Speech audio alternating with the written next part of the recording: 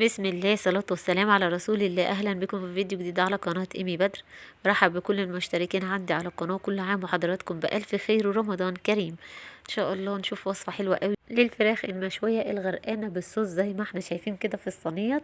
هنتبل وهنسوي في نفس الوقت ان شاء الله. مش هتاخد معانا وقت كتير باذن الله، نص ساعة وهنلاقيها بالمنظر التحفة ده. بعد كده بنطلعها وبنحطها في الفرن، نرصها على صاج وبندخلها في الفرن.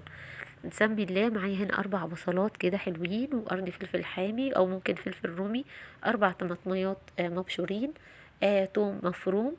معايا كمان البهارات اللي هنحطها: بابريكا، فلفل اسمر، ملح، زعتر جاف، توم باودر، بصل باودر، بهارات لحمة، و7 بهارات قرفة باودر، وزنجبيل باودر.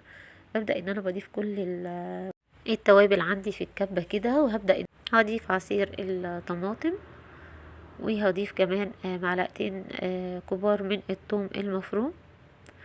وبعد كده ببدأ ان انا بضيف 4 معالق كبار من الصويا صوص، و4 معالق كبار من الخل الابيض. طبعا تقديري يعني على حسب كمية الفراخ اللي حضرتك بتعمليها بتقدري الكمية.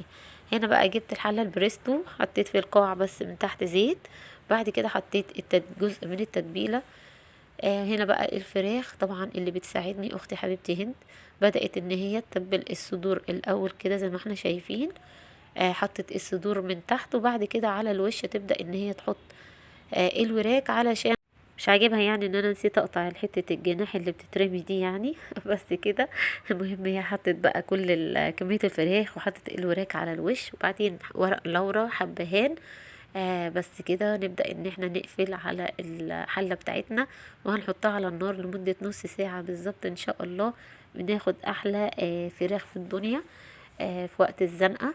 طبعا طلعناها من الحلة، حطيناها على صاج ودخلناها الفرن، طلعت معانا بالمنظر ده. طبعا دي فراخ جيجي حبيبتي، اجمل الوصفات اللي ممكن تجربوها في رمضان باذن الله. السهله وسريعه، وفي نفس الوقت من غير ما نجهز قبلها، هي على طول في وقتها كده، وبتطلع باجمل طعم ان شاء الله. بس كان المنيو طبعا بقى عبارة عن بيتزا، عشان حبايب قلبي الأطفال أشجعهم برضو على الصيام. بعد يوم صيام ان هم يلاقوا برضو حاجة يقدروا ياكلوها ويحبوها. بس كان في طبعا عاملة جنبها مكرونة بالبشاميل، عاملة رقاق.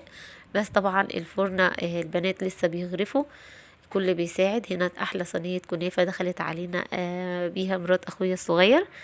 حبيبة قلبي شكلها تحفة، أجبرني فعلا على إني أصورها من جمالها وجمال طعمها. إن شاء الله بقى أقدمها في وصفة على القناة.